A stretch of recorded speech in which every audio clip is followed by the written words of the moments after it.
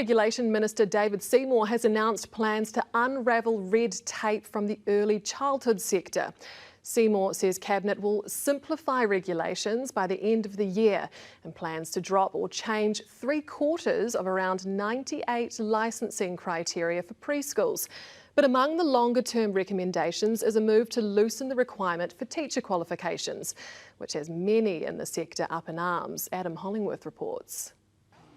Early childhood centres have long complained they have to jump through hoops to provide their service, many of them unnecessary hoops. An early childhood centre regulator was required to write to KiwiRail to ask a train operator to stop honking their horn when the children went out to wave at the train. Regulation Minister David Seymour wants to cut rules that give regulators power to shut down centres that don't comply. I believe it's much more important that regulators are there to help people comply rather than punish them, especially punish them arbitrarily and unpredictably. Regulations that stipulate, for example, how warm a centre is. The requirement to have exactly 18 degrees centigrade.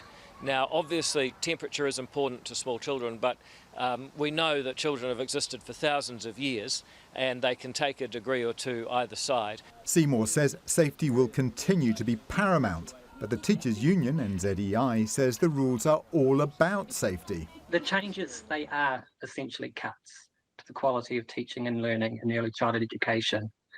They've watered down qualified teacher requirements and withdraw safety criteria.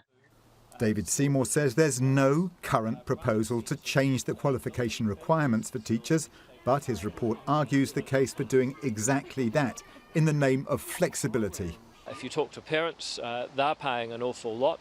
I think what's important is that we make sure we're getting value for money, and that means the best ratios of the best qualified people that money can buy.